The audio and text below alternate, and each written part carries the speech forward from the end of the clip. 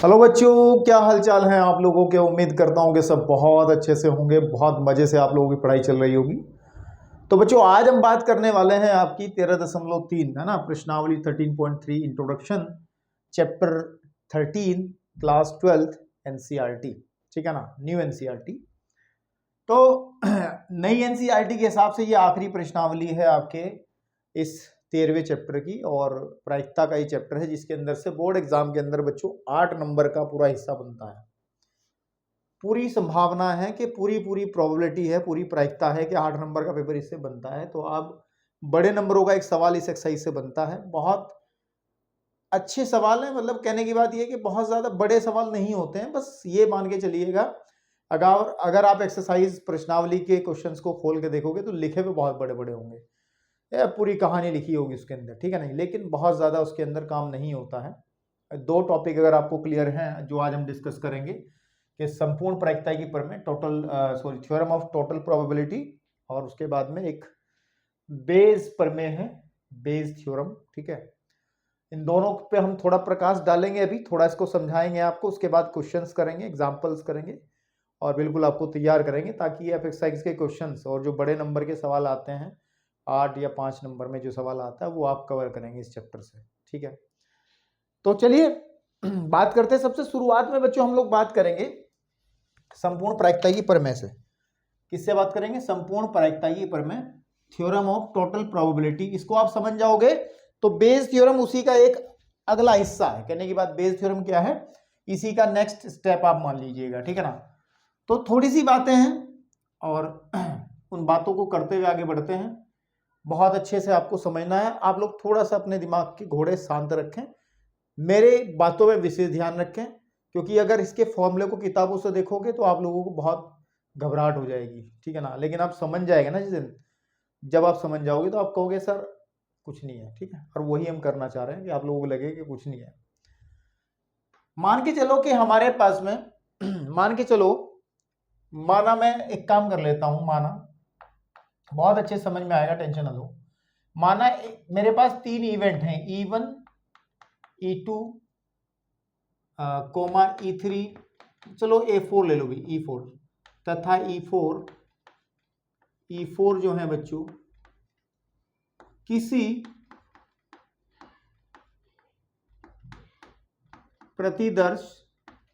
प्रतिदर्श समष्टि, यानी कि सैंपल स्पेस की हम लोग बात कर रहे हैं, प्रतिदर्श समष्टि S है ना, S की विभाजन है। विभाजन मैं बताता हूं, घटनाएं हैं, घटनाएं यूज करते थे।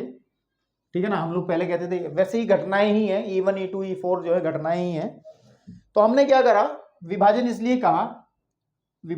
कहा, एक डायग्राम से हम लोग बात करेंगे और वहां से बहुत इजीली समझ में आएगा कॉन्सेप्ट, कि वेन डायग्राम बना लेते हैं। मान के चलो कि हमारे पास किसी भी रैंडम एक्सपेरिमेंट के लिए ये सैंपल स्पेस है टोटल।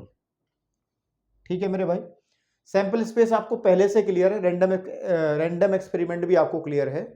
यादृच्छिक परीक्षण के अंदर जब हम जो टोटल जो पॉसिबल आउटकम्स हैं, यानी कि जो संभावित रिजल्ट्स हैं, घटनाएं हैं, उनके अवयवों से हम लोग क्या करते हैं बच्चों, एक सेट बनाते हैं जिसको सैंपल स्पेस यानी कि प्रतिदर्श समष्टि हम लोग कहते हैं, अंग्रेजी में सैंपल स्पेस कहते हैं। तो बच्चों मैं मान के चलो किसी रैंडम एक्सपेरिमेंट के लिए हमारे पास में सैंपल स्पेस है, और इस सैंपल स्पेस को हमने विभाजन कर लिया इन इवेंट्स के थ्रू। जैसे सपोज कर लो, मान के चलो ये आपके पास में इधर वाली E1 इवेंट हो गई, ऐसा हमने ये सपोज कर लो ये E2 इवेंट हो गई, और मेरे बच्चों मैंने ऐसा कर लिया ये E3 हो गई, एंड आपके पास में ये मान लो E3 हो गई, और ये कोई इवेंट आपके पास में E4 हो गई। 4 इवेंट्स हैं, है ना। इन इवेंट्स की खास बात क्या है बच्चों? इन इवेंट्स की खास बात हमारे सामने क्या है? इन इवेंट्स की खास बात है कि अगर मैं इन इवेंट्स की इंटरसेक्शन करता हूं बच्चों, इन इवेंट की इंटरसेक्शन करता हूं, तो आपको क्या महसूस होगा? आपको कोई भी कॉमन पार्ट इनके अंदर नजर नहीं आएगा। इसका मतलब ये असंयुक्त विभाजन है। विभाजन मतलब पार्टीशन हमने कर लिए। पार्टीशन शब्द इस्तेमाल अंग्रेजी में होता है कि किसी भी प्रतिदर्श समष्टि के हमने 4 पार्टीशन कर लिए, और अगर हम इनकी इंटरसेक्शन करेंगे तो कुछ भी पार्ट इसमें कॉमन नहीं है। अगर कोई एलिमेंट यहाँ पे है तो इसका मतलब वो E1 का एलिमेंट है, E3 E4 या फिर E2 का एलिमेंट नहीं है। क्लियर है आप लोगों को? एक बात और ध्यान से सुनेंगे आप लोग कि अगर मैं बच्चों अगर मैं E1 union E2 union E3 union E4 कर देता हूं बच्चों, तो अगर मैं इन सबको इकट्ठा कर देता हूं तो मेरे को पूरा सेट आ जाता है हमारे पास में, टोटल सेट ऐसा आ जाता है। क्लियर है? अभी बहुत इजीली आपको ये समझ में आ जाएगी, कोई बहुत बड़ी चीज नहीं है, लेकिन हम लोग थोड़ी सी भूमिका बना रहे हैं, आपको समझाते हुए चल रहे हैं कि क्या चीज क्या है, क्योंकि फॉर्मूला फिर जब सामने आएगा तो आपको क्लियर रहेगा कि हाँ यार कुछ ऐसा है। ठीक है, इतना आप लोगों को समझ में आया? इतना आप लोगों को समझ में आया? तो मैं थोड़ा सा ना, मुझे और भी चीज करनी है तो मैं थोड़ा ऊपर ले लेता हूँ। जैसे E1 इवेंट हो गई, यहाँ पर आपकी सपोज कर लीजिएगा ये मैंने कौन सी गई थी, E3 थी, और यहाँ पे हमने ऐसा क्यों करा, मुझे थोड़ा सा और इसमें करेक्शन करनी है। E2 और ये E4 है, E4 चलो कोई बात नहीं, यही लिख लो। ठीक है, अब इसके बाद हम लोग एक काम करते हैं, ठीक है ना, हम क्या करते हैं कि माना प्रतिदर्श समष्टि की, प्रतिदर्श जो हमारी समष्टि है बच्चों, समष्टि यानी कि हम कहते हैं सैंपल स्पेस की बात कर रहे हैं। सैंपल स्पेस व्हाट, ये पूरा बॉक्स है ना, सैंपल स्पेस है ना। माना प्रतिदर्श समष्टि S की एक और घटना हम लेते हैं, एक घटना A है। समझ में आ रही बात? हमने एक घटना क्या ले ली बच्चों, A ले ली, हमने एक घटना A ले ली। वो किस तरीके से है, वो कुछ इस तरीके से है जो मैं डायग्राम बना रहा हूं। अभी मैं पूरा डायग्राम आपको समझाऊंगा बच्चों बहुत अच्छे से। ये A इवेंट है, इस A इवेंट, ये A है हमारी पूरी टोटल, जो हमारा ये अंडाकार आकृति बनी है, ये क्या बनी है बच्चों, A। अब आपको ये बात समझ में आ रही होगी कि जब E1 घटित होती है ना, तो इसका मतलब A का कुछ हिस्सा घटित होता है ना आपके सामने, या ये कहें जब A घटित होती है तो वो कब, जब E1 भी हमारे पास में घटित होगी। मतलब मैं कहने की बात, मेरे कहने की बात यह है बच्चों, मेरा कहने की बात यह है, मेरी कहने की बात आपके सामने ये है कि जब E1 अगर हम देखें, अगर हम A की टोटल प्रोबेबिलिटी देखेंगे तो वो किसके थ्रू देखेंगे, E1। देखो आपको कुछ हिस्सा E1 का भी घटता हुआ दिखाई दे रहा है, और कुछ हिस्सा ये वाला जो है बच्चों, ये वाला, ये इधर वाला हिस्सा, ये E2 का भी घटता हुआ घटने का मतलब होते हुए दिखाई दे रहा है ना। और कुछ हिस्सा जैसे ऊपर वाला हो गया, ये वाला पोर्शन, ये E3 का भी कुछ पोर्शन इसमें सम्मिलित है, और E4 का भी, सॉरी ये E3 का था, ये E4 का भी कुछ हिस्सा सम्मिलित है। तो हम लोगों को जो टोटल प्रोबेबिलिटी निकालनी है, संपूर्ण प्रायिकता निकालनी होती है क्वेश्चंस के अंदर, वो यही निकालनी होती है, इवेंट A की, घटना A की ही टोटल प्रोबेबिलिटी निकालनी होती है। ठीक है ना, क्योंकि A जो है एक ऐसी इवेंट है जो प्रभावित हो रही है E1 E2 E3 E4 से। समझ में आ रही है बात? क्योंकि इस सैंपल स्पेस के अंदर ये तो सब डिसजॉइंट थे, E1 अलग चीज थी, E2 अलग चीज थी, E4 अलग था, E3 अलग थी। तो हमने एक ऐसी इवेंट उठाई इसमें से जो सभी से प्रभावित हो रही है, E1 E2 E3 E4 से प्रभावित हो रही है। तो अगर बच्चों मुझे ध्यान से सुनना है, ध्यान से बहुत अच्छे से सुनना है, अगर मुझे निकालनी है प्रोबेबिलिटी ऑफ A, इस पर फॉर्मूला बनने वाला है। ठीक है ना, अब मैं चाहता हूं कि प्रोबेबिलिटी ऑफ A निकालना चाहता हूं। ठीक है ना, तो प्रोबेबिलिटी ऑफ A के घटित होने की जो प्रायिकता वो कितनी होगी, आप इस वाले से बात करो। ये वाला हिस्सा किसका है बच्चों, ये E1 का हिस्सा है, कि probability of E1 into probability of event A जब E1 घटित हो चुकी है। कंडीशनल प्रोबेबिलिटी में तो यही करते थे ना भाई, आपको समझ में नहीं आ रहा, मैं बता रहा हूं, देखो ध्यान से सुनो। मुझे क्या करना, टोटल प्रोबेबिलिटी निकालनी है इस इवेंट A की। ठीक है ना, तो मैं यहां से पकड़ता हूं। देखो जब इवेंट A हुई होगी तो क्या हुआ होगा कि प्रोबेबिलिटी पहले हमें देखनी पड़ेगी कि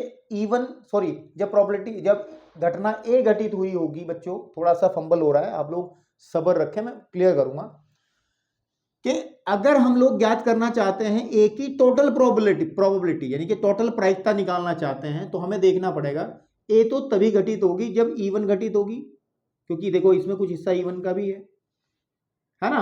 तो ए की जो प्रायिकता होगी हमें ये देखना होगा कि E1 घटित होगी, और फिर देखेंगे प्रोबेबिलिटी ऑफ आपके पास में ए देखेंगे, प्रोबेबिलिटी ऑफ ए देखेंगे जब आपका E1 घटित तो हो चुका होगा। बिल्कुल ठीक बात है। फिर यही काम हम लोगों को देखना होगा बच्चों, ठीक है ना। या तो काम ये होगा या फिर है ना आपके पास में, या फिर दूसरा काम कौन सा होगा, या फिर दूसरा काम क्या होगा, या के लिए हम दूसरा प्लस लगाएंगे, प्लस इस वाले हिस्से पे आ जाओ, प्रोबेबिलिटी ऑफ E2, ठीक है ना, और इनटू मल्टीप्लाई लेंगे, है ना, गुणा का निशान लगाएंगे कि सर प्रोबेबिलिटी ऑफ ए अगर E2 पहले से ही घटित हो चुकी है, क्योंकि आप देख लो ना ये हिस्सा हमारे पास में है E2 का, दिस इज व्हाट E2, तो E2 पहले घटित होगी, E2 के घटित होने की प्रायिकता इनटू ए के घटित होने, ए तो बाद में घटित होगी ना जब E2 हमारे पास में घटित हो जाएगी।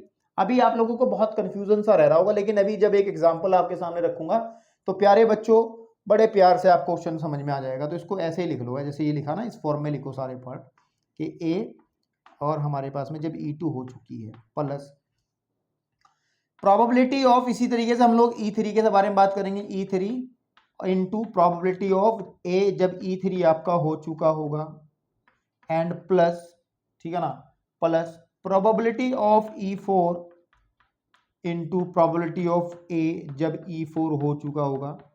तो प्यारे बच्चों हम लोग जो बात बताना चाह रहे हैं हम आपको, ये जो फॉर्मूला तैयार हुआ है आपका, इसको बहुत अच्छे से याद करेंगे, और याद क्या करेंगे समझेंगे, यही हमारा, ठीक है ना, यही हमारा ए की संपूर्ण प्रायिकता, ए की टोटल प्रोबेबिलिटी के बारे में बात करता है, टोटल प्रायिकता के बारे में बात करता है। यही हमारा वो फॉर्मूला है, प्रायिकता, ठीक है, टोटल प्रोबेबिलिटी की बात करता है यही फॉर्मूला हमारा, और यही कहलाता है संपूर्ण प्रायिकता का प्रमेय, जिससे हम इस फॉर्मूले को काम में लाते हैं बच्चों। क्लियर है आप लोगों को? मतलब देखो हमने पार्टीशन अपने हिसाब से करे बच्चों, हमने पार्टीशन जो सैंपल स्पेस के करे हैं, प्रतिदर्श समष्टि के 4 करे हैं।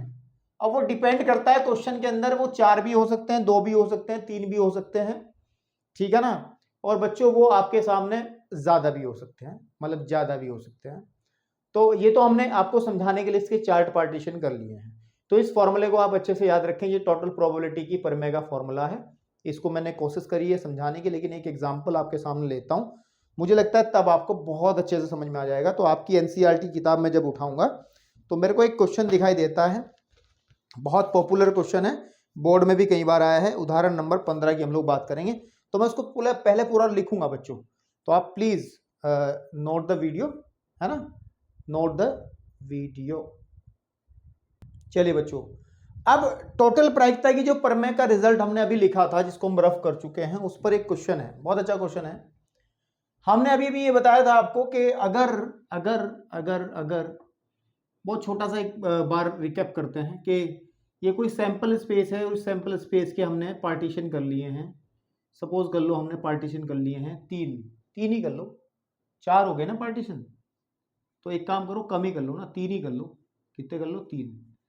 एक सपोज कर लो हमने इस तरीके से कर लिया, और एक हमने इस तरीके से कर लिया। ये E1 हिस्सा है, ये E2 हिस्सा है बच्चों, और ये E3 हिस्सा है।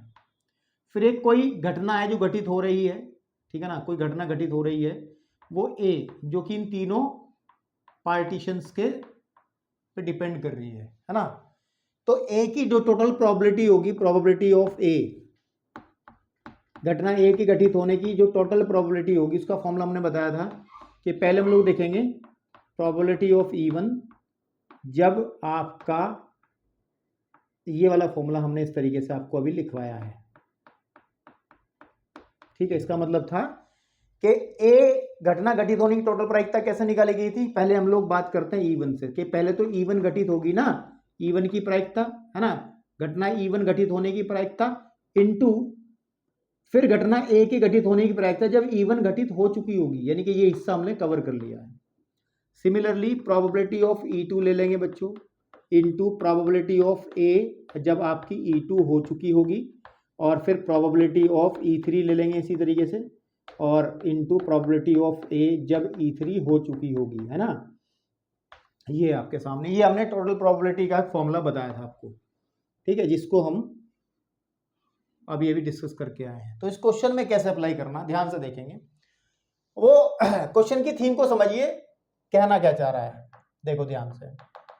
उसने कहा है कि किसी व्यक्ति ने एक निर्माण कार्य का ठेका लिया, निर्माण कार्य कंस्ट्रक्शन का काम है, चिनाई बनाई का कुछ काम है, उसका उसने ठेका लिया। फिर कहा उसने हड़ताल होने की प्रायिकता, भाई मजदूर लगे हैं उस काम में, तो उसमें हड़ताल होने की प्रोबेबिलिटी जो है, प्रायिकता, उसकी संभावना 0.65 है, ठीक है ना। हड़ताल होने की प्रायिकता हमें दे दी गई है 0.65 है, समझ में आ गया, ठीक है। हड़ताल न होने की तथा, मैं पढ़ रहा हूं क्वेश्चन अब, है ना। हड़ताल न होने की तथा हड़ताल होने की स्थितियों में कार्य समय से पूर्ण होने की प्रायिकता क्रमशः, देखो अगर हड़ताल है, अगर हड़ताल नहीं है, पहले कहा उसने हड़ताल न होना तथा हड़ताल होना, तो अगर हड़ताल है तो काम समय से पूरा हो जाएगा, इसकी संभावना है 0.80, ठीक है बच्चों। और अगर हड़ताल नहीं है तो फिर काम जो है होने की संभावना, पूरा होने की संभावना 0.32, ठीक है ना, 0.32। ये इन्होंने दिए हैं प्रायिकताएं जो डिपेंड कर रही है हड़ताल होना या ना होना। फिर निर्माण कार्य के अनुसार, है ना, निर्माण कार्य के अनुसार, समयानुसार, निर्माण कार्य के समयानुसार, इनके टाइम से पूरा होने की प्रोबेबिलिटी क्या होगी। तो इस क्वेश्चन को थोड़ा सा रिलेट करते हैं इससे। मान के चलो इस रैंडम एक्सपेरिमेंट के हमारे पास में 2 हिस्से हैं, ध्यान से सुनना, क्योंकि 2 ही स्थितियां हैं, एक तो हड़ताल, देखो एक तो हड़ताल होना और एक हड़ताल न होना। तो मैं एक काम करता हूं, मैं इसके 2 पार्टीशन कर देता हूं, इसको कह देता हूं मैं E1 हिस्सा, और E1 घटना को कहता हूं मैं कि ये कंसीडर कर लेते हैं कि जो E1 है इसको कह लेते हैं हड़ताल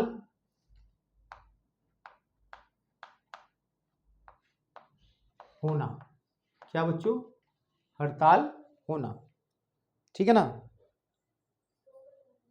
क्लियर है, हड़ताल का होना, ऐसे लिख लें, हड़ताल का होना, क्लियर है।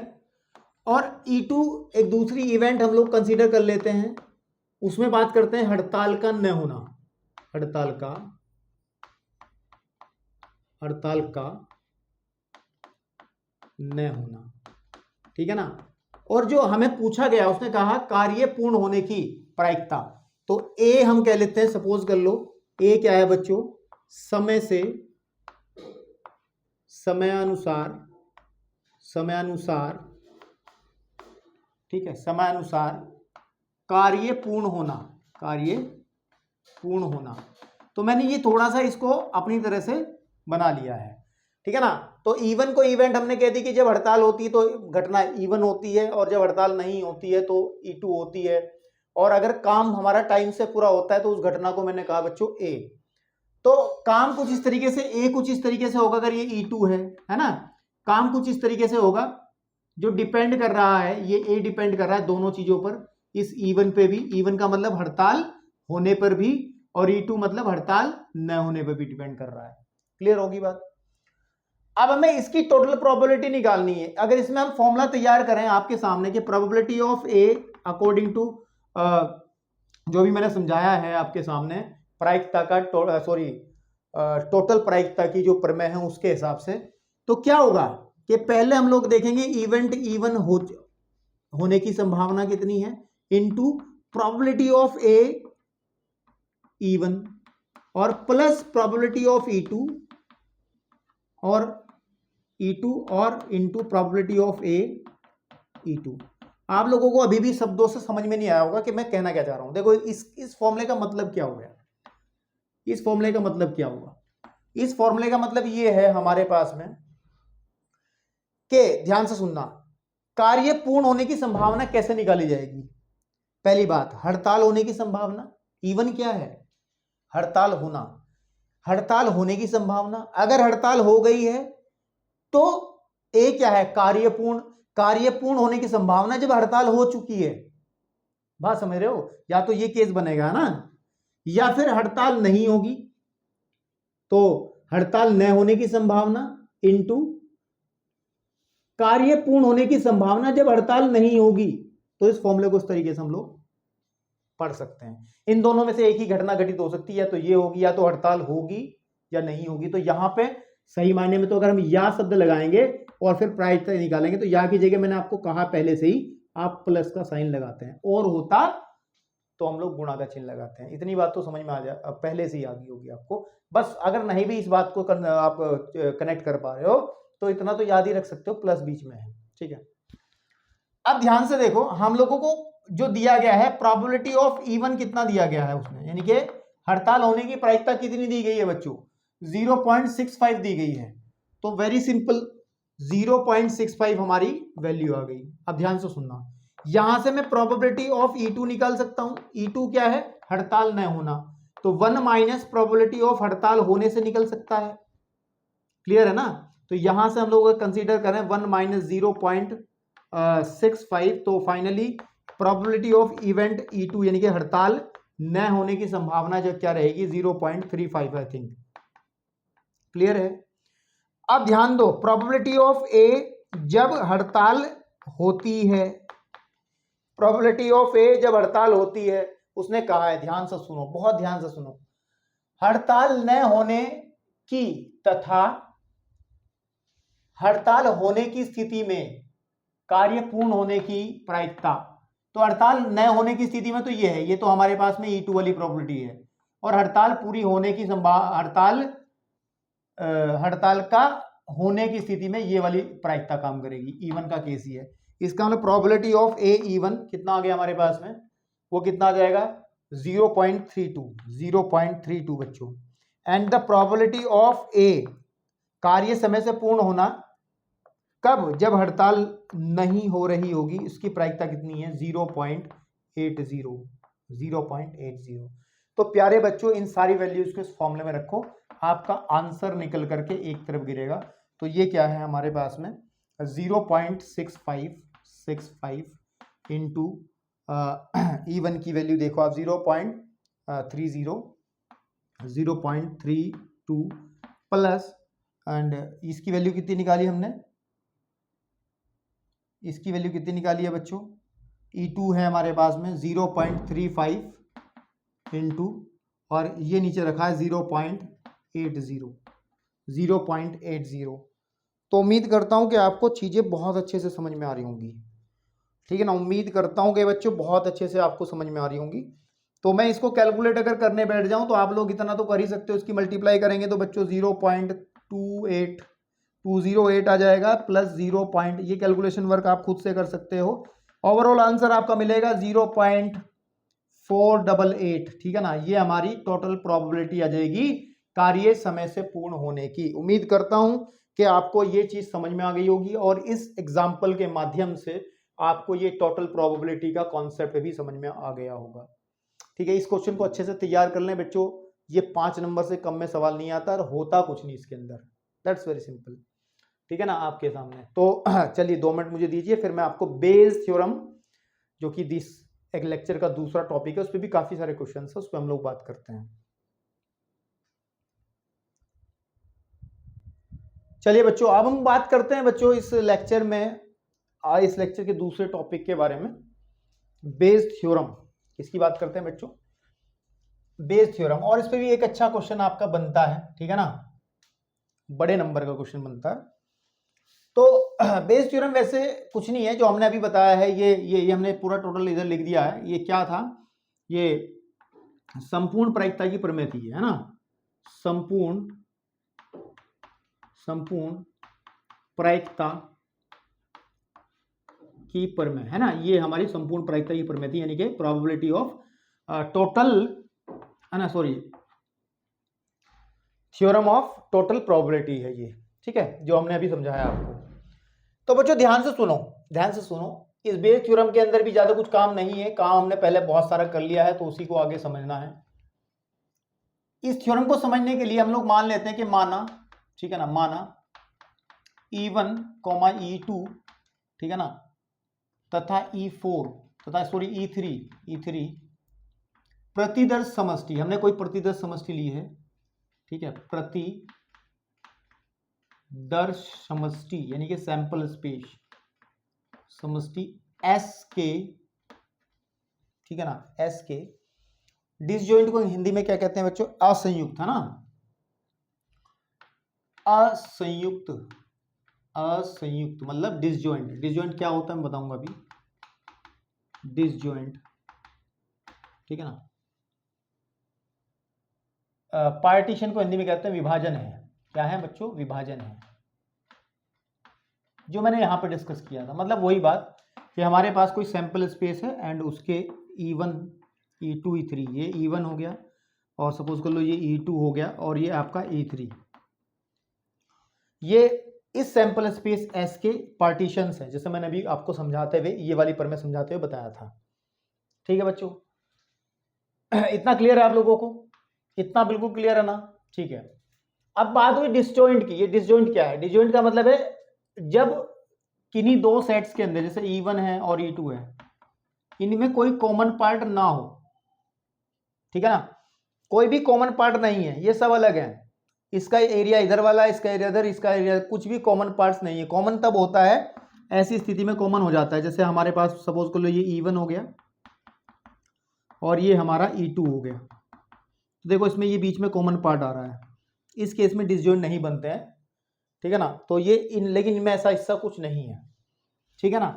तो अब हमने कहा है कि ये किसी सैंपल स्पेस के E1, E2, E3 जो है हमारे पास में क्या है, पार्टीशन है, असंयुक्त पार्टीशन है। तो बच्चों एक बात तो ध्यान में आपके आई जाएगी, मैंने पहले ही बताया कि अगर मैं E1 union E2 union E3 कर दूंगा, चाहो तो इस चित्र को बहुत अच्छे से यहाँ बना सकते हो, उसमें कौन सी बड़ी बात है, अच्छी बात है, आपको और समझ में आ जाएगा। इसी वाले डायग्राम को हम लोग बना लेते हैं। मान के चलो ये E1 हो गया, ये दिस इज व्हाट E1 हो गया एंड दिस इज E2 और ये आपका E3 हो गया और यहाँ पे ये सैंपल स्पेस टोटल S है हमारी। जब इनका यूनियन करेंगे तो सीधी बात है आपका क्या आएगा बच्चों, सैंपल स्पेस आ जाएगी। जब इन सबको इकट्ठा करेंगे तो सैंपल स्पेस आ जाएगी। अब आपको एक बात समझनी, जो कि बात आपकी किताबों में भी नहीं दी गई है, ये प्रमेय बताना क्या चाहती है। आपको सीधा एक फॉर्मूला दिया गया है, लेकिन आपको बताना क्या चाहती है उस बारे में आपको बात करना है, ठीक है। सपोज कर लेते हैं कि इसमें कोई घटना ए है ना, आपके पास में यहाँ कोई घटना ए है, जैसे हम पहले ले रहे थे, ठीक है ना। तो यहीं पे कर लेंगे, माना है तथा एस में एक घटना ए है। अब हुआ हमारा पूरा, हमने काम लिख लिया पूरा। तो बच्चों ध्यान से सुनना है, हमें बेस की थ्योरम क्या बताती है। हमें बेस की थ्योरम ये बताती है कि जो हमारा काम हुआ है, अभी जो हमने निकाली है, टोटल प्रोबेबिलिटी निकाली है, संपूर्ण प्रायिकता निकाली है ए की, तो इसका रिवर्स होना है। हमें ये देखना है कि ए जो पूरा काम हुआ है वो E1 के थ्रू हुआ है या E2 के थ्रू हुआ है, इसकी प्रोबेबिलिटी निकालनी है हमें, ठीक है ना। क्या निकालना हम लोगों को, कि घटना ए हो चुका है ना, क्या निकालना है, इस बात को लिख लो। बेस थ्योरम में कही है, इधर साइड में लिख लो कि क्या क्या लिखना है। मैं लिखवा देता हूं आपको कि घटना ए, है ना, घटना ए हो चुकी है। और बेस थ्योरम हम क्या निकालते हैं बच्चों, हम निकालते हैं कि घटना ए हो चुकी है, तो हमें बेस थ्योरम से हम लोग प्रायिकता ज्ञात करते हैं, प्रायिकता ज्ञात करते हैं किसकी, कि ये E1 के थ्रू हुई है या E2 के थ्रू, E1 के थ्रू, है ना, E1 के माध्यम से हुआ है या किससे हुआ है, ठीक है नहीं। अब ये सेंटेंस आपको बहुत अजीब सा लग रहा होगा, लेकिन भैया मैं आपको समझाने का पूरा प्रयास करता हूं। हमें बेसिकली निकालना क्या है, इस बेस थ्योरम के अंदर निकालना है बच्चों कि जो हमारी घटना ए तो हो चुकी है, तो ये तो लिखी जाएगी तो देखना है कि इसकी कितनी संभावना है कि वो E1 के थ्रू हुई है।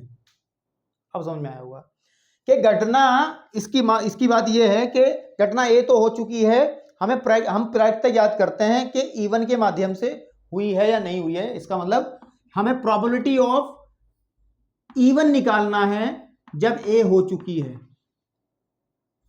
ठीक है ना। घटना ए हो चुकी है और इसकी कितनी संभावना है कि घटना ए जो हुई है वो E1 के थ्रू हुई है, इस बात को फाइंड आउट करने के लिए हम लोग बेस थ्योरम का यूज करेंगे। और जितनी मैंने बातें आपको बताई हैं अभी आप लोग बहुत कंफ्यूज हो सकते हैं, लेकिन जब मैं क्वेश्चंस करूंगा ना तो बहुत सारे क्वेश्चंस कहानी वानी लिखी हुई है पूरी, तो वहां पर आप देखोगे कि सर हाँ अब समझ में आ गया। तो इतनी बात को बहुत अच्छे से समझ लें क्या कि हम लोगों को ये क्या चीज बताती है, ये क्या बताता है कि प्रोबेबिलिटी ऑफ E1 ए ही हमें निकालना है। तो इसका मतलब है, ठीक है ना, जब, ठीक है ना, घटना ए हो चुकी है, ठीक है ना, तब हम हो चुकी है तो हम प्रायिकता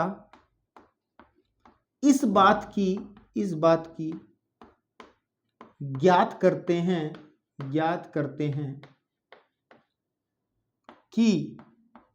कि घटना ए E1 के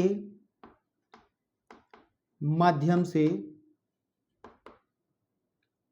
हुई हो। अगर यहां E2 आता तो फिर यही बात हमारी दूसरे शब्दों में आ जाती कि हम देखते हैं कि घटना ए हो चुकी है और इस बात की प्रायिकता निकालेंगे कि क्या घटना ए E2 के माध्यम से हुई है ना। तो फिर यहां पे P(E2A) लिखते। तो इस बात को समझें, बहुत इजीली आप समझ जाओगे कि प्रोबेबिलिटी ऑफ E1A अगर हम निकालेंगे तो आपको एक बेसिक फॉर्मूला हम समझा चुके हैं 13.1 में। तो इसका मतलब होगा probability of A intersection E1 upon probability of A. ये फॉर्मूला आप लोगों को पता है। और बच्चों ये तो हमने 13.1 में पढ़ा था, दिस इज वेयर हमने इसको पढ़ा 13.1 में, ये वाला फॉर्मूला। इसको थोड़ा सा और अच्छे से देखेंगे तो E1 जब ए हो चुकी है, ठीक है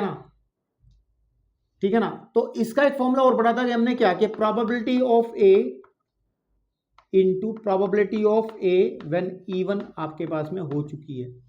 यही तो पढ़ी थी हम लोगों ने, ठीक है ना भाई। आप एक बात बताओ, probability of A intersection B वाला फॉर्मूला कैसे यूज करते थे जो हमने गुणनफल में सीखी है। उसमें कहा था कि probability of A into probability of B जब ए हो चुकी होगी। यही तो सीखा था हमने। तो यानी कि यहां पे आप लिखेंगे सर प्रोबेबिलिटी ऑफ E1, ठीक है ना, और जब प्रोबेबिलिटी ऑफ ए और जब E1 हो चुकी होगी अपॉन प्रोबेबिलिटी ऑफ ए। इतना आप लोगों को समझ में आ रहा है, ठीक है ना। लेकिन हम लोग एक बात को ध्यान रखेंगे, ये वाला फॉर्मूला तो हम यूज नहीं करेंगे, हम लोग यही यूज करेंगे, ठीक है ना। और PA कहां से आएगा? PA आएगा आपके पास में संपूर्ण प्रायिकता प्रमेय से, यानी कि PA हमने पहले निकाल रखा है। तो यहां पर आपको प्रोबेबिलिटी ऑफ E1 ए निकालनी होगी।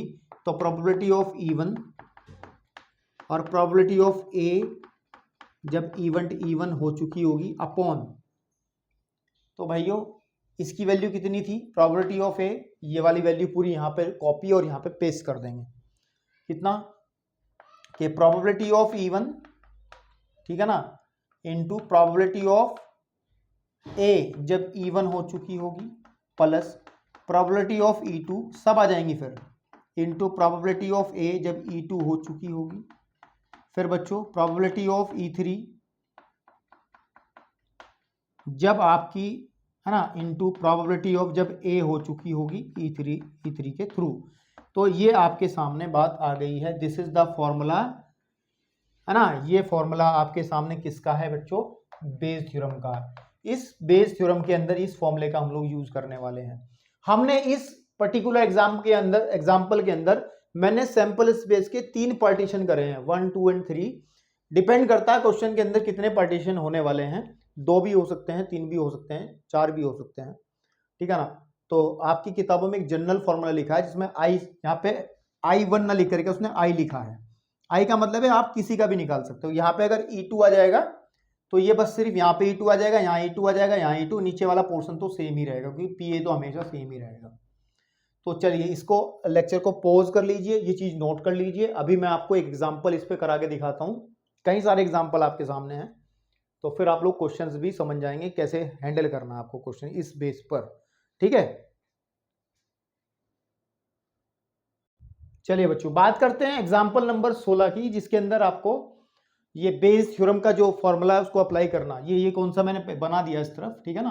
दिस इज व्हाट, ये रिप्रेजेंट कर रहा है, ये फॉर्मूला है बेस थ्योरम का। किसका बच्चों, बेस परमे का, है ना। बेस परमे का अप्लाई करते हुए क्वेश्चन सॉल्व करने हैं। देखिए बड़ा सिंपल सा एक काम है, ठीक है, जिसको बहुत इजीली आप कर लोगे। सिर्फ ये देखना कि ये वैल्यूज आपको इसमें से पिक करनी है, कैसे आपके सामने आने वाली है।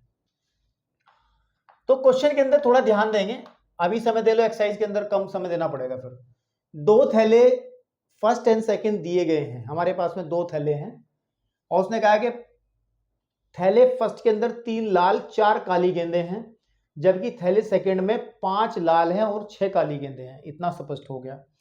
किसी भी थैले में से यादृच्छा है, रेंडमली हमने एक गेंद निकाली गई है जो कि लाल रंग की है। ये कंफर्म हो गया कि गेंद कैसी निकली, लाल रंग की निकाली गई। तो इस बात की क्या प्रायिकता है कि गेंद जो है वो थैले सेकंड से निकाली गई है, जैसे मैंने यहां कहा था।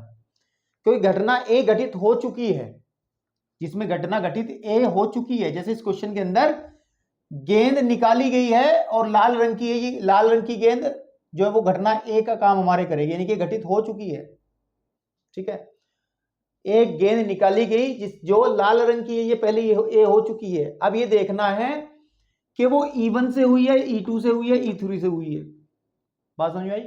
यानी कि समझो हमारे इस क्वेश्चन के अंदर जो अगर हम सैंपल स्पेस के पार्टीशन बच्चों कर लें, सैंपल स्पेस के पार्टीशन, क्योंकि हमें 2 थैले हैं तो कम से कम ऐसा आ जाएगा, मान के चलो कि ये पहला थैला E1 है और ये दूसरा हमारे पास में घटना E2 बनेगी। तो मैं E1 को कह देता हूं, इन घटनाओं को थोड़ा सा डिफाइन कर लेता हूं, यहां पर इजीली समझ में आ जाएगा। E1 क्या है बच्चों, E1 क्या है, E1 क्या है, थैले, ठीक है ना, थैले फर्स्ट का चयन। समझ में आ रही बात? मतलब अगर हम सेलेक्ट करें थैले फर्स्ट में से निकालने का, तो ये तो E1 घटना हो गई। E2 का मतलब है बच्चों कि थैले सेकंड का जब चयन करते हैं, चयन। और बच्चों ध्यान से सुनो, ए क्या है,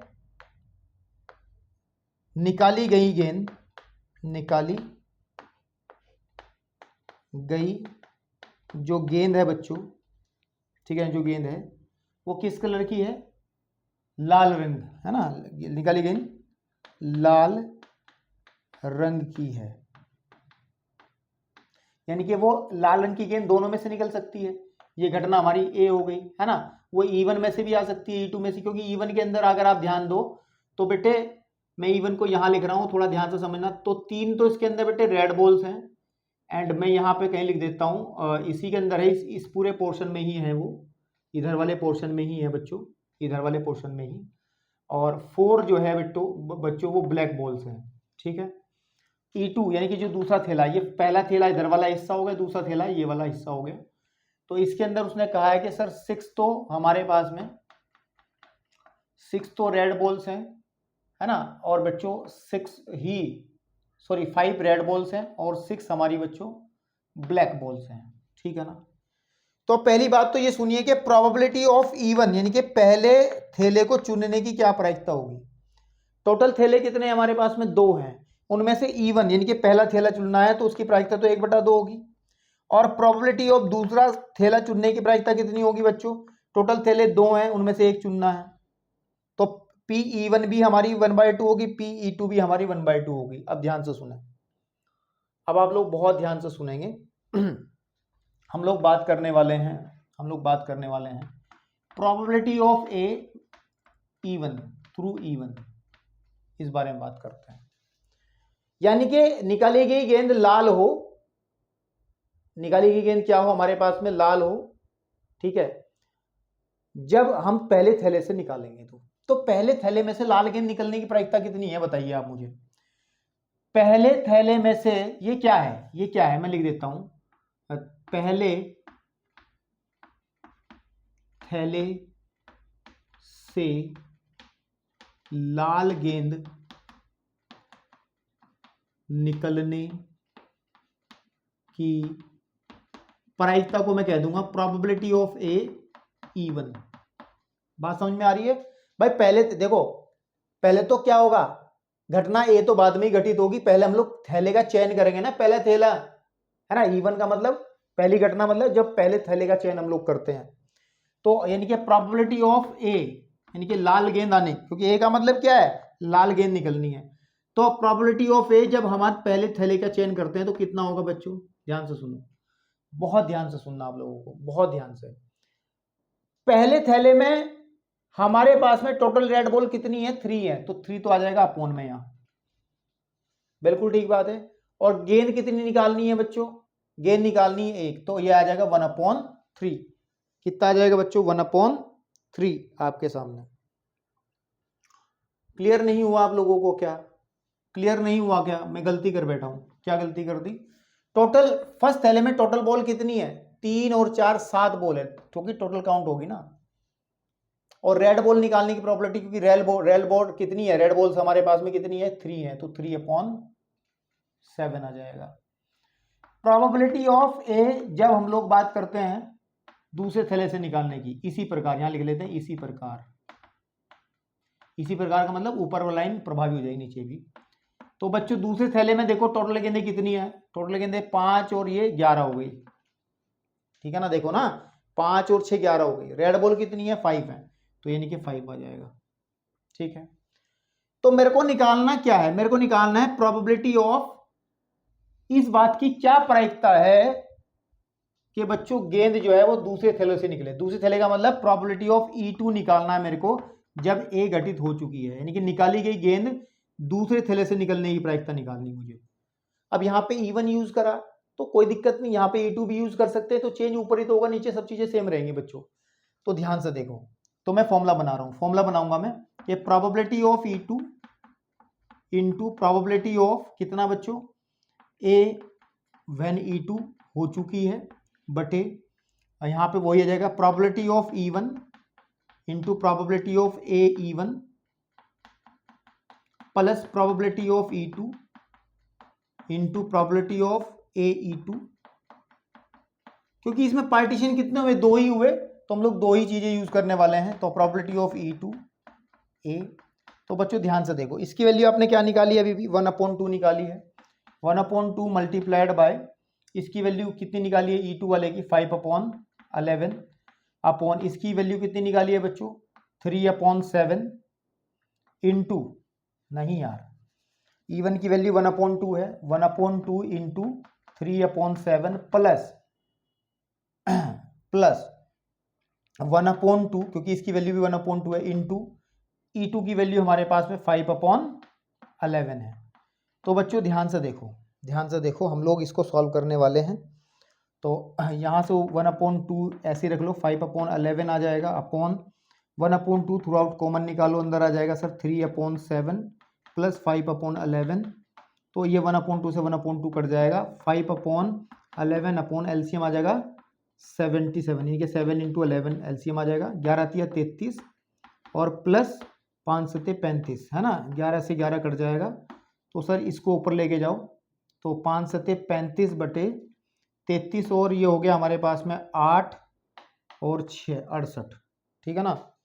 कितना हो जाएगा बच्चों, ठीक है, ठीक है ना। आपके सामने जो मैं बात कर रहा हूँ, कौन से क्वेश्चन की बात कर रहा हूँ, तो 35/68 इसकी टोटल प्रोबेबिलिटी आ जाएगी। उम्मीद करता हूँ आपको समझ में आ गया होगा बहुत अच्छे से। नहीं समझ में आया तो मैं कोशिश पूरी कनेक्ट करने की बात कर रहा हूँ आपसे, कि उधर की तरफ मैंने वो भी लिख दी, बेस वाली थ्योरम भी कैसे यूज करनी है, और ये बात भी हो गई है। तो लेक्चर को थोड़ा स्लो करके देख लेना अगर मैं तेज पढ़ा रहा हूँ तो, और अगर आपको समझ में नहीं आ रहा है तो रिपीट कर लेना भैया, दोबारा देख लेना। कोई दिक्कत फिर भी रहेगी तो बच्चों इसके बहुत सारे क्वेश्चंस हम लोग फाइनल टच में कराने वाले हैं, क्योंकि बड़े बड़े क्वेश्चन इसमें आएंगे, तो फाइनल टच भी आने वाला है। तो नेक्स्ट एग्जाम्पल करते हैं और देखते हैं फिर क्या स्थिति और बनती है बच्चों। चलिए बच्चों, बेस की थ्योरम पे हम एक क्वेश्चन और करते हैं, ठीक है ना। ये भी बड़ा अच्छा सवाल है, बड़ा पॉपुलर सवाल है, एग्जाम में बहुत बारी आता है। बहुत ध्यान से समझेंगे, बहुत छोटा सा क्वेश्चन है। कह रहा है कि अभी 3 अभिन्न मतलब अलग अलग डब्बे नहीं है, ठीक है ना, एक जैसे डब्बे हैं। 3 एक जैसे डब्बे फर्स्ट, सेकंड और थर्ड दिए गए हैं, ठीक है ना, जहां प्रत्येक में 2 सिक्के हैं। ओके, डिब्बे फर्स्ट में दोनों सिक्के सोने के हैं, ये भी बात समझ में आ गई। मतलब 3 डब्बे हैं, एक डब्बा ये, एक डब्बा ये, एक डब्बा ये।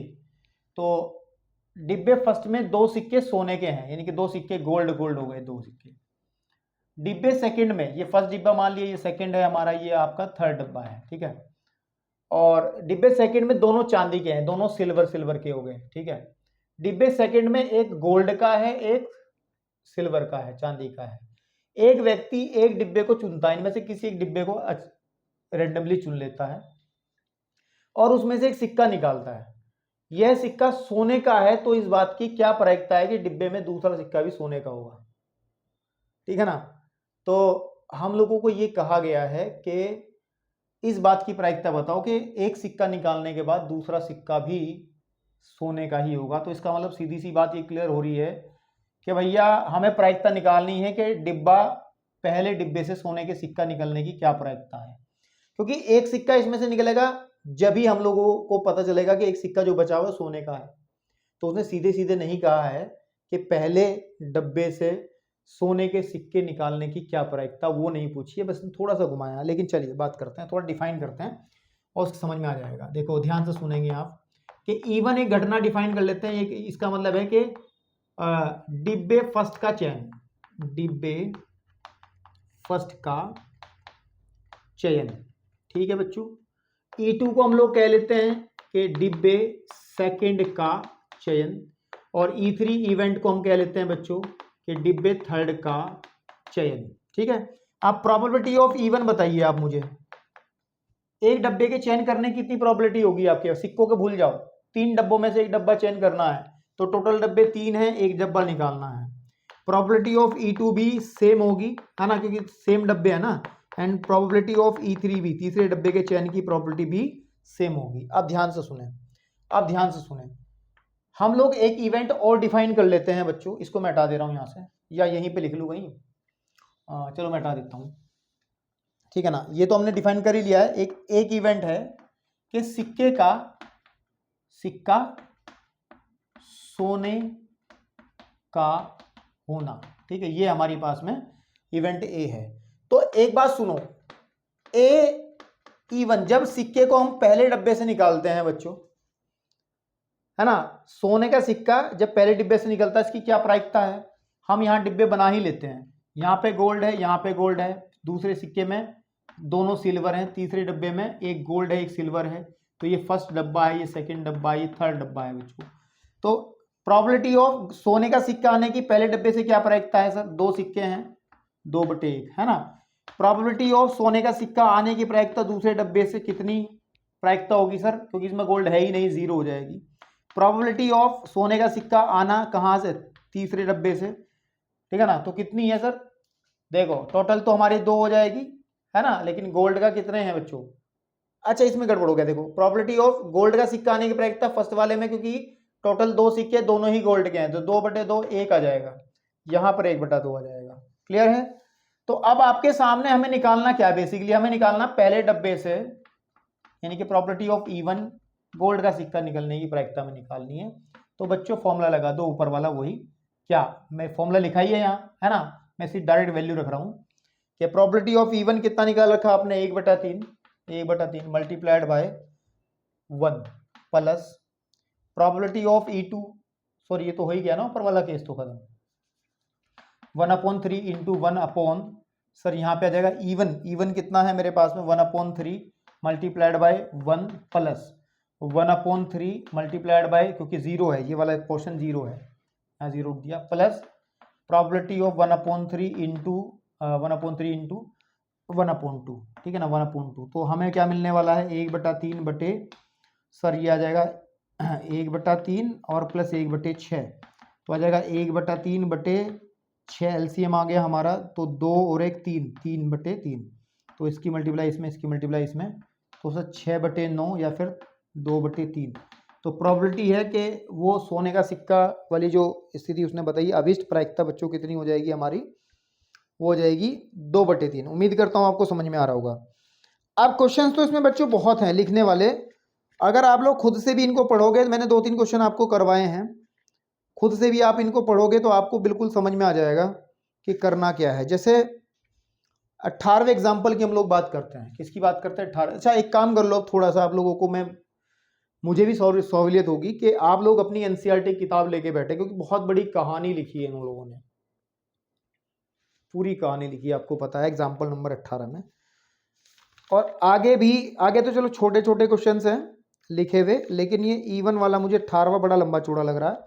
तो 18वें सवाल को आप लोग बुक से रीडिंग करेंगे और मैं आपको समझा देता हूं उसके अंदर हो क्या रहा है, ठीक है। चलिए बहुत ध्यान से समझेंगे। 18वां क्वेश्चन मैं आपको सॉल्व करवा रहा हूं, ठीक है ना। 18वां क्वेश्चन मैं आपको सॉल्व करवाने जा रहा हूं। कह रहा मान लीजिए आप लोग अपनी एनसीईआरटी किताबें जरा उठा लें यार, है ना, ये वाली किताब आपके पास होगी, 18 एग्जाम्पल में कर रहा हूं और वहीं से कनेक्ट करेंगे। मान लें कि एक एचआईवी परीक्षण की विश्वसनीयता निम्नलिखित प्रकार से निर्दिष्ट की जाती है। एचआईवी परीक्षण मतलब एड्स की जो चेकिंग होती है, मतलब टेस्ट होता है, उसके संबंध में कुछ बात है। कह रहा है एचआईवी पॉजिटिव व्यक्तियों के लिए परीक्षण 90% पता लगाने में, किनके लिए, जो एचआईवी पॉजिटिव है यानी कि जिनको एड्स है, परीक्षण 90% पता लगाने में और 10% पता न लगाने में सक्षम है। मतलब अगर हमारे पास में 100 लोगों को हम लेके गए, ठीक है ना, और वो सारे के सारे एचआईवी पॉजिटिव हैं, तो उनका अगर चेकअप किया जाए उस परीक्षण से, तो उसमें से जो वो टेस्ट कर रहे हैं उनमें से 90 मिलेंगे पॉजिटिव और 90 मिलेंगे नेगेटिव। मतलब 90 लोगों को तो माना जाएगा कि एड्स है और 10 को नहीं है। एचआईवी से स्वतंत्र व्यक्तियों के लिए 99 सही पता लगाता है, यानी कि जिन लोगों को एचआईवी नहीं है पॉजिटिव, जो इनको एड्स नहीं है, जिनको एड्स नहीं है, अगर ऐसे 100 लोगों को लेके जाया जाए तो उनमें से 99 लोग को क्लीन चिट मिल जाएगी। नहीं भाई, एक व्यक्ति ऐसा बचेगा जिसको हो सकता है एक को कोरोना कह रहा हूं मैं, एचआईवी पॉजिटिव वो निकल आए, ठीक है। जबकि 1%, अच्छा यानी एचआईवी नेगेटिव बताता है, जबकि 1% परीक्षित व्यक्तियों में के लिए एचआईवी पॉजिटिव बताता है, ठीक है। तो अभी मैं क्लियर करूंगा आपको सारी बात। एक बड़ी जनसंख्या जिसमें 0.1% व्यक्ति एचआईवी ग्रस्त हैं में से एक व्यक्ति यादृच्छा चुना जाता है। उस व्यक्ति और उसका परीक्षण किया जाने पर रोग विज्ञानी एचआईवी की उपस्थिति बताता है, यानी कि वो पॉजिटिव बताता है। क्या प्रायिकता है कि वह व्यक्ति वास्तव में एचआईवी पॉजिटिव है। जो बात सुनो। तो हम लोग एक काम कर लेते हैं, इस क्वेश्चन के अंदर हम लोग ये बात कर लेते हैं कि सर इवन इवेंट डिफाइन कर लेते हैं बच्चों। इवेंट जो है हमारे पास में, ठीक है ना, इवन इवेंट हम लोग डिफाइन कर लेते हैं कि चुना गया जो व्यक्ति है वास्तव में एचआईवी पॉजिटिव है ना। चुना गया व्यक्ति जो है, चुने गए व्यक्ति को वास्तव में एचआईवी पॉजिटिव हम लोग मान लेते हैं, ठीक है, ओके। तो हम लोग मान लेते हैं कि इवन जो इवेंट है कि चुना गया आपके पास में व्यक्ति जो है रियल में वास्तव में एचआईवी पॉजिटिव है। ये एक घटना हमने मान ली है। E2 मान लेते हैं, E2 घटना मान लेते हैं बच्चों, E2 घटना मान लेते हैं कि चुना गया व्यक्ति एचआईवी पॉजिटिव यानी कि नहीं है, यानी कि वो नेगेटिव है, ठीक है बच्चों। और जो इवेंट ए हम लोग कंसीडर करके चलते हैं, ठीक है ना, वो हमारे पास में व्यक्ति का एचआईवी व्यक्ति का परीक्षण जो है परीक्षण जो है बच्चों वो HIV पॉजिटिव होने की घटना है। HIV पॉजिटिव होने की घटना है। ये 3 घटनाएं हमने देख ली इसके अंदर। तो अब अगर आप देखोगे कि प्रोबेबिलिटी ऑफ इवन यानी कि किसी व्यक्ति के पॉजिटिव होने की घटना कितनी है सर, उसने क्वेश्चन में देखे 0.1%। आप चेक कर लें, इसका मतलब है 0.1/100, इसका मतलब आपके पास में 0.001 इतनी प्रोबेबिलिटी आ जाएगी। प्रोबेबिलिटी ऑफ E2 कितनी आ जाएगी बच्चों, यानी कि उसके ना होने की, उसको निकालने का तरीका है 1 minus probability of E1 that is equal to 1 minus 0.001 और आप इसको कैलकुलेट करोगे तो सर आ जाएगा 0.999। फिर आप निकालोगे प्रोबेबिलिटी ऑफ A जब E1 के केस में, ठीक है ना, E1 के केस में उसने कहा है ऐसे, उसने क्या कहा है, व्यक्ति जो चुना गया व्यक्ति है वो HIV पॉजिटिव है ना, उसका परीक्षण SIV पॉजिटिव है। तो उसने खुद ही कहा है, देखो आपको देखना कि HIV पॉजिटिव व्यक्तियों के लिए परीक्षण 90% पता लगाता है। तो सीधी सी बात है कि जो हमारे पास में पॉजिटिव व्यक्ति 90% रहेगा। 90% का मतलब सर सीधी सीधी बात है, आप इसको कैसे करेंगे हम लोग, इस 90% को क्या लिखेंगे हम लोग, 90/100 कर लेंगे, यानी कि 9/10 कर लेंगे, या फिर 0.9 कर लेंगे। ये हमारी आ गई probability of AE1। And probability of AE2 का मतलब क्या हो जाएगा बच्चों, उसने खुद ही दिया, देखो 10% कहा ना उसने कहा है कि 1% को नहीं होता है, तो यानी कि ये है आपके पास में 1% दिया गया। आप थ्योरी में देखें तो सर कितना हो जाएगा ये 0. इसको लिखेंगे आप 1/100 इज इक्वल 0. आपके पास में 0.1। अब उसने जो पूछा है हमें, ठीक है ना, बेस की परमे से हमें क्या पूछा है, उसने हमें पूछा है कि प्रोबेबिलिटी ऑफ E1 A निकालना है। तो आपको सीधा सीधा ये फॉर्मूला लगाना है, वैल्यूज आपके सामने मैंने निकाल दी हैं, ठीक है ना भाई। मुझे लगता है इस क्वेश्चन में आप कनेक्ट कम कर पाए होंगे मेरे से, क्योंकि मैंने सामने लिखा नहीं है सवाल। जब यहाँ लिखा होता है तो ज़्यादा अच्छे समझ में आता है, तो मैं खुद भी कंफर्टेबल नहीं हो रहा था आपको समझाते हुए। तो कोई नहीं, आप लोग पढ़ के देख लेना, समझ में आ जाएगा, ऐसी कोई बड़ी बात नहीं है ये क्वेश्चन, ठीक है ना। चलो 19वें क्वेश्चन को लिख करके ही करेंगे यार, ऐसे मज़ा नहीं आ रहा लिखने में, करने में। 19वें क्वेश्चन को हम लोग लिख करके ही करते हैं, ठीक है। चलिए बच्चों बात करते हैं इस इंट्रोडक्शन के 19वें एग्जाम्पल की ना। तो 19वें एग्जाम्पल में क्या कहा है कि एक, देखो पिछले क्वेश्चन में मुझे मजा नहीं आया करते हुए, क्योंकि पिछले क्वेश्चन के अंदर हमने क्वेश्चन नहीं लिखा था। तो आप लोग पढ़ लेना बच्चों, ऐसी कोई बड़ी बात नहीं, उसके अंदर इतना बड़ा काम नहीं है। कह रहा है कि हमारे पास में एक बोल्ट बनाने वाले कारखाने में मशीनें A, B और C 3 मशीनें हैं हमारे पास। उत्पादन का कुल 25% तो बनता है A मशीन के अंदर, और B के अंदर बनता है 35%, और 40% बनता है बच्चों C के अंदर। जो 100 पेज अगर बना रही है कंपनी, उनमें से 25 तो बना रही है A मशीन, और 35 बना रही है B, और 40 बना रही है C मशीन, ठीक है, बोल्ट बनाती है। इन मशीनों में इसके उत्पादन का क्रमशः 2, 4 और 2% भाग खराब है। मतलब जो मशीन फर्स्ट है वो 5% खराब बोल्ट बनाती है, और B मशीन 4% खराब बोल्ट बनाती है बच्चों, और C मशीन 2% खराब बोल्ट बनाती है। बोल्टों के कुल उत्पादन में से एक बोल्ट चुना गया, एक बोल्ट उठा के देखा, और वह बोल्ट क्या पाया गया, खराब पाया गया, ठीक है ना। इसकी क्या प्रायिकता है कि वो मशीन B द्वारा बनाया गया होगा। तो बहुत इजीली इसको समझेंगे। तो सबसे पहले हम लोग हल करते समय कुछ इवेंट डिफाइन करेंगे। E1 कह दे रहा हूं मैं, E1 जो है हमारे पास में क्या है, बोल्ट मशीन A द्वारा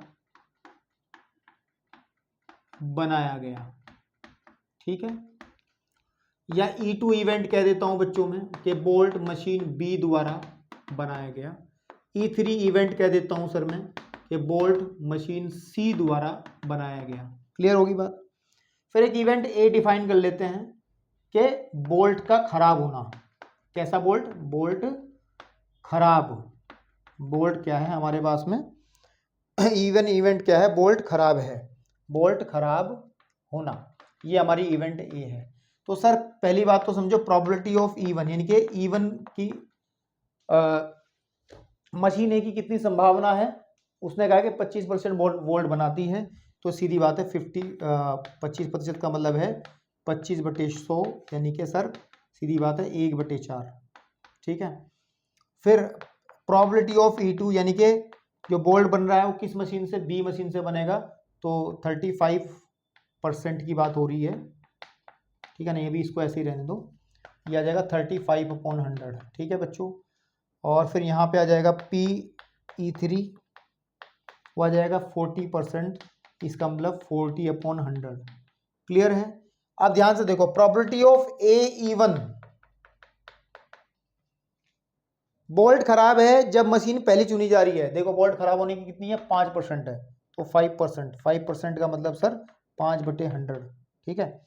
फिर प्रोबेबिलिटी ऑफ AE2 यानी कि बोल्ट खराब है जब हम दूसरी मशीन से चुन रहे हैं, तो बच्चों आ जाएगा हमारे पास में कितना 4%। कितना 4%, इसका मतलब 4/100। इसी तरीके से हम लोग बात कर लेते हैं, एक और दूसरी बची यही लिख लेता हूँ। प्रोबेबिलिटी ऑफ AE3 आ जाएगी हमारे पास में सर्वर 2% का मतलब हो जाएगा 2/100। तो ये सब चीज़ें निकाल ली हम लोगों ने, बस आपको क्या करना है बच्चों, उसके अंदर पुट करना है इस फॉर्मूले के अंदर। लेकिन हमें निकालना क्या है कि बी मशीन के लिए निकालना, तो इस फॉर्मूले में हम लोग फिर यहाँ इवेंट E2 यूज करें, क्योंकि E2 तो बी मशीन को दिखाती है E2, तो यहाँ पे सिर्फ यहाँ पे E2 आ जाएगा सर, और यहाँ पे E2 आ जाएगा, बाकी सारा फॉर्मूला सेम रहेगा। इजीली आप कैलकुलेट कर लोगे, कोई आपत्ति आपको नहीं आएगी। जितनी वैल्यूज मैंने निकाली वो इधर की तरफ आप लोग सब ट्रांसफर कर दोगे, कैलकुलेट कर लोगे। ठीक है ना। मुझे लगता है बच्चों इन क्वेश्चंस को मुझे सिर्फ लिखने में टाइम लगता है, करने में ज़्यादा समय नहीं लगता। वही स्थिति आपकी होगी, आपको तो खैर लिखना नहीं पड़ेगा, लिखा हुआ पेपर में आएगा क्वेश्चन, करने में बहुत कम समय लगेगा। बहुत ईजी क्वेश्चन है मेरे हिसाब से। तो 20वां क्वेश्चन है, अगर आप ध्यान से देखोगे तो आप पढ़ोगे तो आपका दिमाग भी खुलेगा, है ना। फिर 21वां क्वेश्चन, 2 क्वेश्चन और बचते हैं, 20वां और बच्चों 21वां, ये आपके लिए समझने के लिए मैं छोड़ दे रहा हूँ। कोई दिक्कत परेशानी रही तो फिर फाइनल टच के अंदर इसको हम करा देंगे। डिजिटल बोर्ड का फायदा यहाँ पे होता है भाई, क्वेश्चन ऑलरेडी लिखा होता तो मैं भी सारे फटाफट पेल देता 2-4 मिनट के अंदर अंदर ही, लेकिन क्वेश्चन बहुत बड़े लिखने पड़ते हैं तो उसमें समझ आता है। आपको लग रहा होगा कि 1.25 घंटे का लेक्चर है, लेकिन ये सर ये 2 घंटे से काम चल रहा है कम से कम। तो 2 क्वेश्चंस को आप खुद से समझे, उदाहरण नंबर 20, उदाहरण नंबर 21। एक्सरसाइज के क्वेश्चंस को लेकर के मैं आपके सामने आऊँगा, बड़े अच्छे अच्छे क्वेश्चंस हैं। ठीक है ना बच्चों, आप थोड़ी सी मेहनत खुद से करिएगा, क्योंकि भैया 8 नंबर का काम आपको मिलना है प्रायिकता से, और 5 नंबर उम्मीद है कि यहीं से मिल जाएंगे आपको इस एक्सरसाइज से ही। चलिए धन्यवाद।